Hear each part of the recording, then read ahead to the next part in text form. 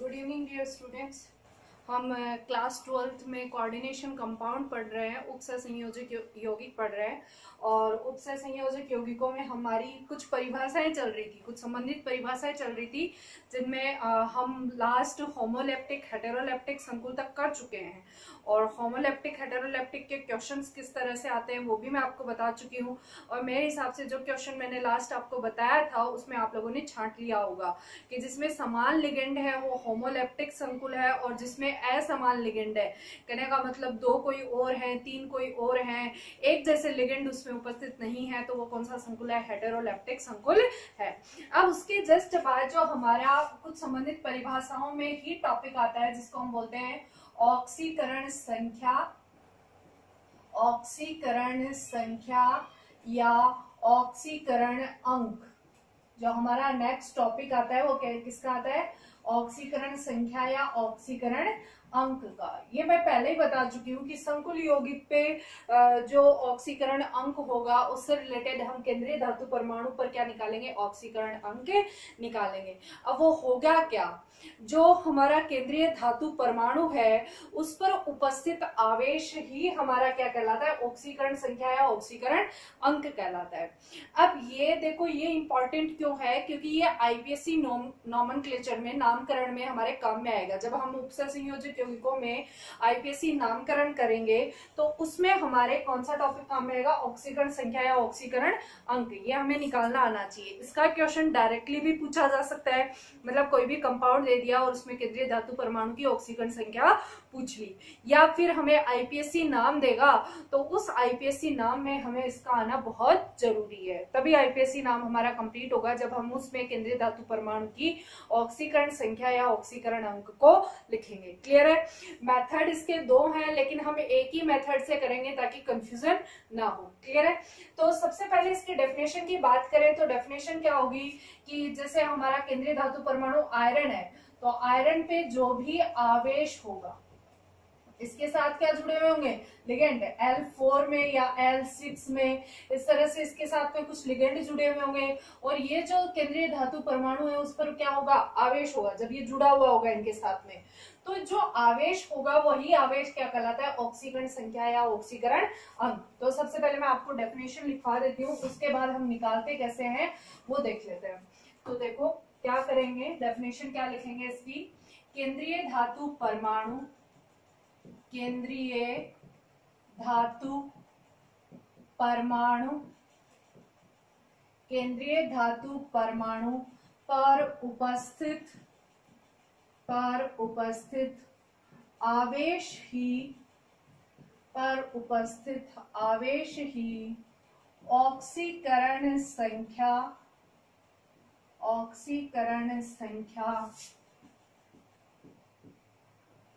या ऑक्सीकरण अंक कहलाता है। ऑक्सीकरण संख्या या ऑक्सीकरण अंक कहलाता है। ठीक है? अब निकालेंगे कैसे? देखो, मैं दो कंपाउंड लिख रही हूं और वो एक जैसे सिमिलर है वैसे, तो मैं दोनों कंपाउंड लिख देती हूँ। देखो क्या है? CuNH3 6Cl3, या तो ये हमारा इस तरह से होगा, या इसी कंपाउंड को मैं थोड़ा सा चेंज करके लिख देती हूँ CuNH3 6 क्लियर है? या तो ये हमारा कंपाउंड कुछ इस तरह से होगा या फिर किस तरह से होगा? उस तरह से होगा। क्लियर? तो हम सबसे पहले क्या करेंगे, इसको उसमें कन्वर्ट कर लेंगे। हम जो निकालेंगे वो इसी से निकालेंगे। तो इसको कन्वर्ट कैसे करेंगे हमने पहले देखा है। देखो एग्जांपल की फॉर्म में बता रही हूं मैं, तुम लोग समझ जाओगे। हमने पहले भी देखा है, जैसे मैं लिखूं MgCl2, ठीक है? तो पहले हम क्या लिखते हैं? धनायन लिखते हैं। उसके बाद क्या लिखते हैं? ऋणायन लिखते हैं। ठीक है? यहाँ धनायन के पैरों में जो संख्या होती है, जो नंबर होता है, वो नंबर किसका आवेश होता है? ऋणायन का आवेश। ऋणायन का आवेश। ठीक है? और जो ऋणायन के पैरों में संख्या होती है वो किसका आवेश होता है? जो नंबर होता है यहाँ पर वो किसका होता है? धनायन का आवेश होता है। ये चीजें मैं तुम लोगों को क्लास में भी बता चुकी हूँ, आप लोग क्लास में इसको पढ़ चुके हो।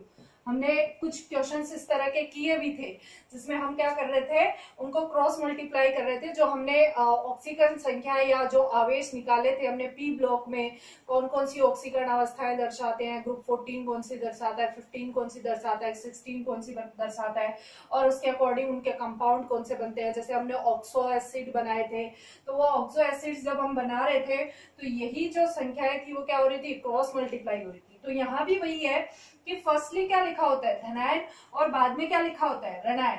और धनायन के पैरों में जो लिखा हुआ होता है वो संख्या क्या होती है, ऋणायन का आवेश होता है। और ऋणायन के पैरों में जो संख्या लिखी होती है वो किसका होता है, धनायन का आवेश होता है। जैसे मैं इस कंपाउंड की बात कर रही हूँ, तो इस कंपाउंड में मैग्नीशियम धनायन है, क्लोरीन क्या है, ऋणायन। मैग्नीशियम के पैरों में कुछ नहीं दिख रहा, कुछ नहीं दिख रहा, इसका मतलब संख्या कितनी है, 1 है। और ये धनायन है, धनायन के पैरों में संख्या कितनी है, 1 है। तो ये एक आवेश किसका है, ऋणायन का। ऋणायन कौन है यहाँ पे, क्लोरीन। मतलब क्लोरीन पे आवेश क्या है, -1। और ये क्लोरीन क्या है यहाँ पे, ऋणायन। ऋणायन के पैरों में संख्या कितनी है, 2। तो ये जो 2 है वो किसका आवेश है, इस धनायन का, मैग्नीशियम का आवेश है। तो मैग्नीशियम का आवेश कितना हो गया, 2+।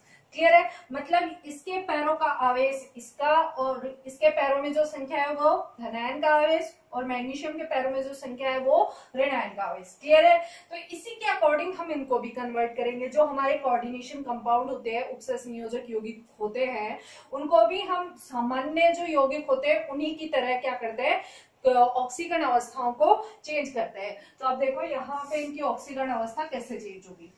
अब इसमें हमें धनायन और ऋणायन को छांटना है कि धनायन कौन सा है और ऋणायन कौन सा है।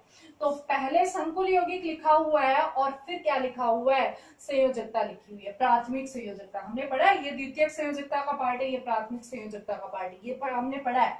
तो ये जो प्राथमिक संयोजकता है वो किसकी है, ऋणायन की, और ये जो द्वितीयक संयोजकता है वो किसकी है, धनायन की। तो पहले संकुल यौगिक लिखा हुआ है तो पहला भाग किसका है, धनायन का, और दूसरा भाग किसका है, ऋणायन का। तो हमें इन्हीं दोनों को देखना है। आप इसको पूरे को एक बार समझ लीजिए, ये क्या है, M, और वो क्या है, Cl3। ठीक है, M के पैरों में संख्या क्या है, 1, मतलब क्लोरीन पे आवेश क्या है, -1। और यहाँ कितने हैं, 3।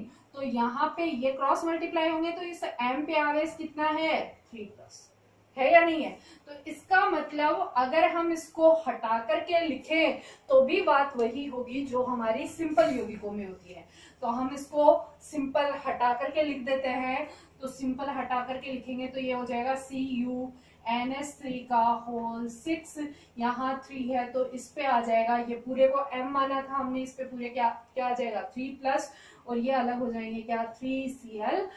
Cl कितने थे, 3 थे, तो इसलिए मैंने 3 पहले लिख दिया, और उस पे चार्ज क्या आ रहा था, -1 आ रहा था, इसलिए मैंने माइनस लगा दिया। क्लियर है, अब हमारे पास कंपाउंड आ गया। अब देखो ये और ये कंपाउंड सिमिलर है या नहीं है। तो ये और ये कंपाउंड सिमिलर है, तो इसका मतलब अब हमें क्या करना है, इसके लिए ऑक्सीकरण अवस्था निकालनी है। किसके लिए, कॉपर के लिए। तो कॉपर के लिए ऑक्सीकरण अवस्था कैसे निकालेंगे, पहले इस तरह से चेंज कर लोगे, जो भी कंपाउंड होगा हमारा, तो वो चेंज होने के बाद हमारा कन्वर्ट हो जाएगा किसमें, इसमें। ठीक है, ये हमारा एग्जाम्पल है, और यही एग्जाम्पल किसमें कन्वर्ट हो रहा है, इसमें हो रहा है। अब यहाँ पे हमें किसकी निकालनी है, कॉपर की ऑक्सीकरण अवस्था निकालनी है। तो कॉपर को हम मान लेते हैं क्या, X, जिसकी ऑक्सीकरण अवस्था निकालनी होती है। फिर हम क्या लिखेंगे, प्लस। ठीक है, फिर हम प्लस लिखेंगे। प्लस में क्या आएगा, जो भी लिगेंड जुड़ा हुआ है उस लिगेंड का आवेश क्या आएगा, लिगेंड का आवेश, लिगेंड का आवेश, और गुणा में क्या आएगा, लिगेंड के आवेश के गुणा में क्या आएगा, लिगेंड की संख्या, या जो हम क्या बोलते हैं उसकी डेंटिसिटी, दंतुरता। वो दंतुरता कहाँ आएगी, यहाँ मल्टीप्लाई में। ठीक है, तो यहाँ आएगी लिगेंड की संख्या, लिगेंडों की संख्या। क्लियर, और फिर क्या आएगा, कोष्टक बंद, लिगेंडों की संख्या आ गई, लिगेंड का आवेश आ गया। यदि ज्यादा है तो यही जो हमारा होगा वो चेंज होता जाएगा। और फिर क्या आएगा, इक्वल में क्या आएगा, संकुल पर आवेश। इक्वल में क्या आएगा, संकुल पर आवेश। ये सिंपल सी बात थी हमारी। किस पर आवेश, संकुल पर आवेश, वो किस में आएगा, इक्वल में। अब मैं इसको निकालती हूँ, ये जो मैंने फॉर्मूला लिखा है इसके अकॉर्डिंग, ये फॉर्मूला तुम्हें याद नहीं रखना, बस ब्रीफली ऐसे समझ जाओ कि इस तरह से हम करने वाले हैं। तो हम सबसे पहले कॉपर को मान लेते हैं क्या, x, ठीक है। फिर यहाँ लिगेंड कौन है, अमोनिया, अमोनिया पर आवेश कितना होता है, एमीन, एमीन बोलते हैं यहाँ पे उसको, NH3 को, तो एमीन पे आवेश कितना होता है, 0, तो मैंने यहाँ लिख दिया क्या, 0, ठीक है। और फिर यहाँ पे NH3 की संख्या कितनी है, लिगेंड कौन है, NH3, एमीन है, और एमीन की संख्या कितनी है, 6, मल्टीप्लाई में कर दिया कितना, 6, और इक्वल में क्या आ गया, संकुल पर आवेश, ये हमारा संकुल है और संकुल पर आवेश कितना है, 3+, तो यहाँ पे क्या आ जाएगा, +3, क्लियर।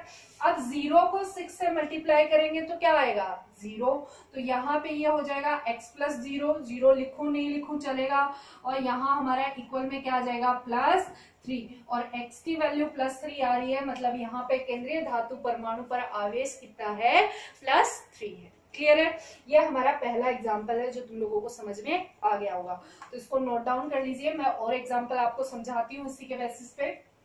तो मैं ये मिटा रही हूँ, आप ये नोट डाउन कर लेना, इसके बाद ये, और इसके बाद पहले ये वाली ट्रिक इससे पहले लिख लेना, एग्जाम्पल से पहले, और फिर इसके बाद ये लिखने के बाद यहाँ पे ऑक्सीकरण अवस्था निकाल करके ये वाला पार्ट लिख देना। फर्स्टली आप ये लिखेंगे, फिर ये और फिर ये, ठीक है, इस तरह से लिखना है। तो मैं नेक्स्ट एग्जाम्पल लिख रही हूँ और नेक्स्ट एग्जाम्पल को भी हम करते हैं। अब इस बार मैं लिगेंड चेंज कर रही हूँ, ठीक है, डिफरेंट लिगेंड कर रही हूँ। तो हम फर्स्टली कर लेते हैं CuCl3NH3 का होल थ्राइस, ठीक है, ये कंपाउंड है हमारा CuCl3NH3 का होल थ्राइस, क्लियर। अब इस पे हमारा कोई आवेश भी नहीं है, तो हम इसको देखेंगे, पहले हमें निकालना किसका है, x, इसको मानना है x, कॉपर को, क्योंकि कॉपर क्या है यहाँ पे, केंद्रीय धातु परमाणु, तो इसके लिए हम मान लेंगे ये क्या है, x है, क्लियर। फिर उसके बाद यहाँ पे क्या जुड़ा हुआ है, क्लोरीन जुड़ा हुआ है, और क्लोरीन पे आवेश क्या होता है, -1, ठीक है, लिगेंड कौन सा है, क्लोरीन है, और क्लोरीन पे आवेश कितना होता है, -1। अब आप लोग इसमें ये मत घबराना कि इस पे आवेश हमें कैसे पता चलेगा, मैं आगे जब आईपीएससी नामकरण करवाऊंगी तो जिस लिगेंड पे जो आवेश आता है वो भी मैं उसमें लिखवाऊंगी, आईपीएससी नामकरण में हम लिख लेंगे, ठीक है। यहाँ पे मैं आज जो आपको एग्जाम्पल करने के लिए दूंगी उसमें मैं बताऊंगी कि इस पे आवेश कौन सा है, इस लिगेंड पे आवेश कौन सा है, क्लियर है।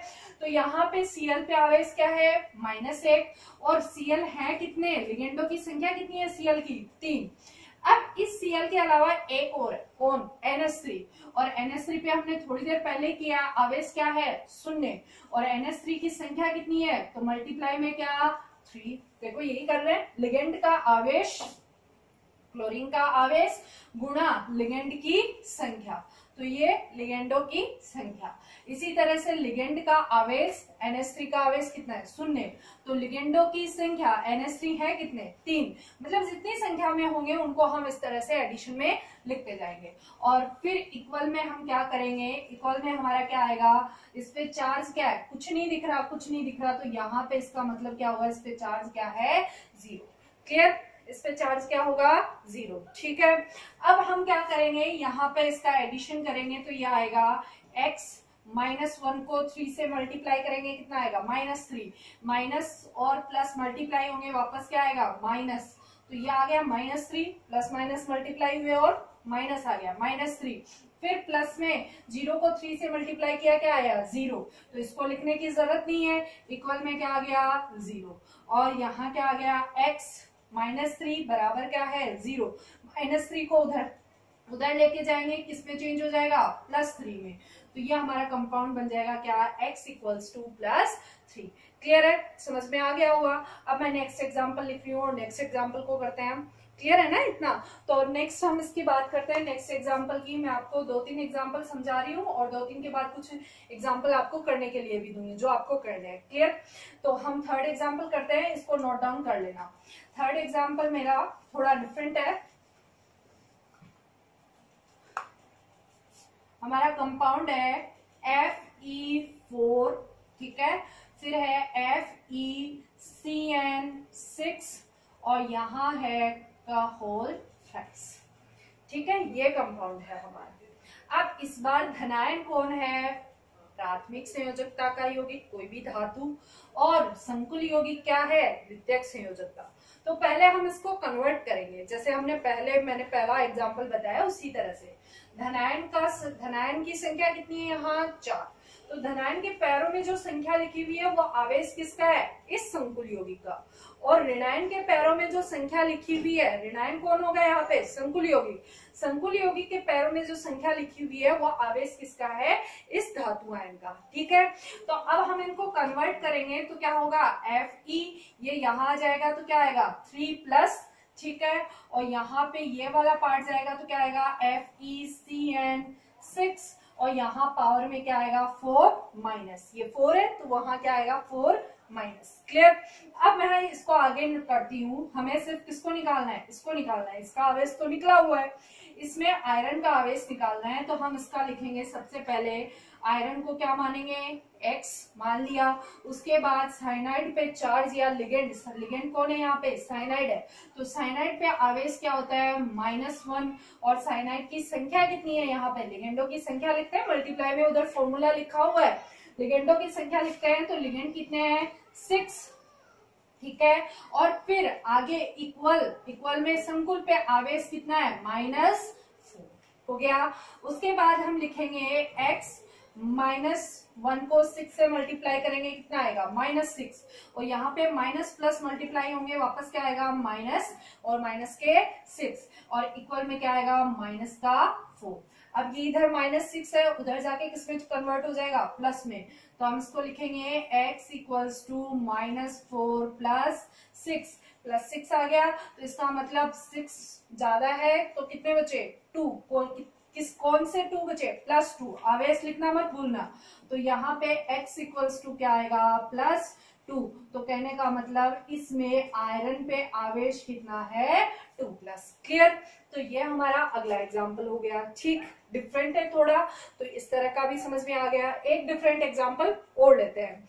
तो अब देखो, ये समझ में आ गया होगा। इसके बाद मैं तुम लोगों को डिफरेंट एग्जाम्पल से पहले एक एग्जाम्पल और ऐसा करवाना चाहती हूँ जो तुम लोगों को ऐसे डिफरेंट अलग से लगेगा। मतलब दोनों तरफ क्या होंगे? संकुल यौगिक होंगे। क्लियर है ना? तो हम इसको आप लोग इसको नोट डाउन कर लेंगे। क्लियर? अब इसके बाद देखो, एक चीज यहाँ पे इंपॉर्टेंट और समझने वाली है, वो ये कि जो केंद्रीय धातु परमाणु होगा, नाम जहां पर भी धातु आ जाता है, या फिर हम यहाँ पे क्या बोल रहे हैं? केंद्रीय धातु परमाणु, उसकी ऑक्सीकरण अवस्था हमेशा पॉजिटिव होगी। कभी भी यदि तुम लोगों की ऑक्सीकरण अवस्था नेगेटिव में निकल रही है, माइनस में निकल रही है, तो इसका मतलब तुम लोगों ने जो कैलकुलेट किया है वो गलत है। ठीक है, खुद अपना वो कर लेना, खुद अपना रिजल्ट निकाल लेना कि यहाँ पे प्लस में निकाल रहे हो या माइनस में निकाल रहे हो। यदि वो प्लस में निकल रहा है तो इसका मतलब हमारा आंसर सही है, और यदि आंसर माइनस में निकल रहा है, ऑक्सीकरण संख्या माइनस में निकल रही है, क्योंकि धातु कभी भी माइनस में चार्ज नहीं दर्शाता, वो हमेशा इलेक्ट्रो पॉजिटिव होते हैं, इलेक्ट्रो नेगेटिव नहीं होते। तो ये चीज इंपॉर्टेंट है यहाँ पे। क्लियर? उसके बाद एक सिंपल सा एग्जाम्पल और करते हैं।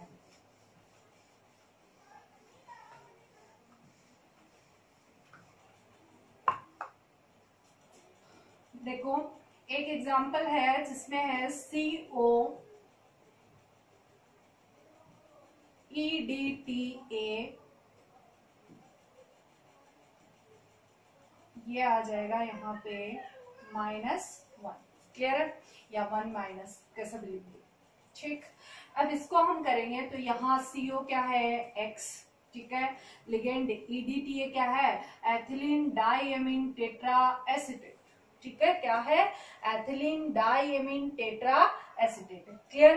तो ये एथिलीन डाइएमीन टेट्रा एसीटेट जो है हमारा, वो यहाँ पे आवेश कितना रखता है? -4। हाँ, माना हेक्सादंतुक होता है, लेकिन माइनस चार्ज किस पे होता है? केवल एसीटेट आयन पे होता है। बाकी क्या जुड़े हुई होती है? 2 नाइट्रोजन होती है, और नाइट्रोजन पे आवेश क्या होता है? 0। तो वो दोनों कम हो गए, सिर्फ एसीटेट आयन के लिए यहाँ पे आवेश क्या आया है? -4। ठीक है, -4 आवेश होता है। यहाँ EDTA की संख्या कितनी है? 1। तो यहाँ मल्टीप्लाई करेंगे किससे? 1 से, और फिर इक्वल में क्या आएगा? -1। क्लियर?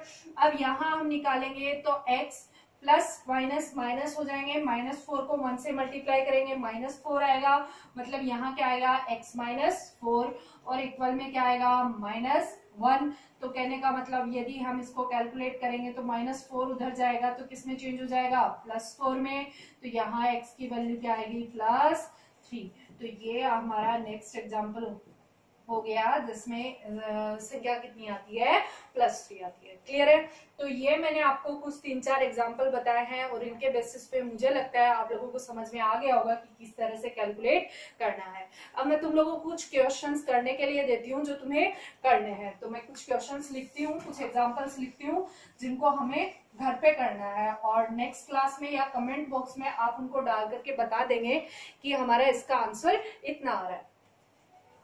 तो हमारा फर्स्ट एग्जांपल मैं आप लोगों को दे रही हूँ वो है PtCl4 2-, ठीक है। क्लोरीन पे हम देख चुके हैं, एक क्लोरीन पे आवेश कितना होता है -1, ठीक है। मैं इधर लिख रही हूँ आवेश क्या होता है -1। इसी तरह से दूसरा एग्जांपल हम लिखते हैं Cu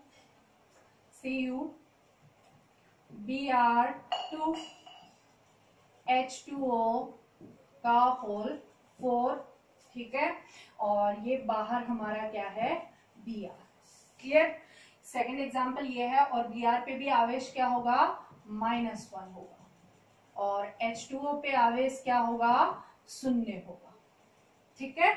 फिर नेक्स्ट हम बात करते हैं थर्ड एग्जांपल ZnOH होल 4 और ये 2-, ठीक है। और OH पे भी चार्ज क्या होता है -1 होता है।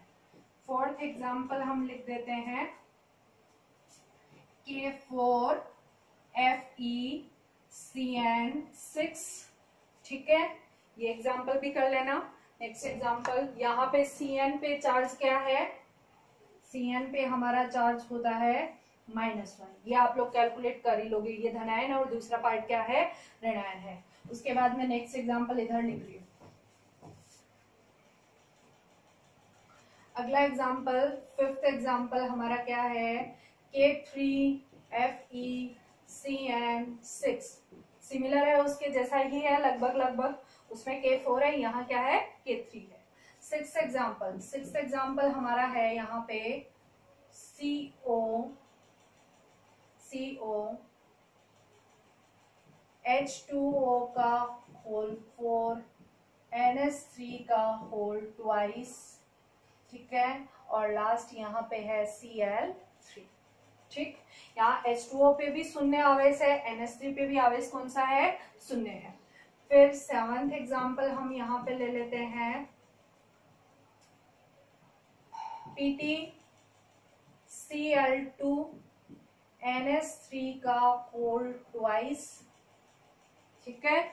और लास्ट एग्जांपल हम ले लेते हैं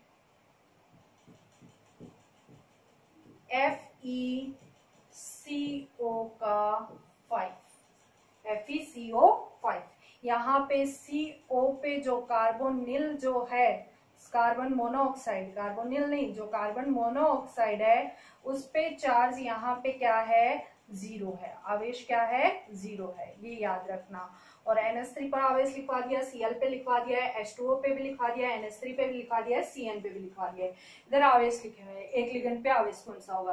बाकी जब हम पढ़ेंगे तो लिगेंड भी देखेंगे कौन कौन से होते हैं, इनके अलावा भी बहुत सारे लिगेंड्स हैं हमारे, लेकिन यहाँ से ही कुछ एग्जाम्पल्स आप करोगे तो थोड़ा बहुत आप लोगों को प्रैक्टिस भी हो जाएगी और आप समझ भी जाओगे कि इस तरह से हमें ऑक्सीकरण संख्या या ऑक्सीकरण अंक निकालने हैं।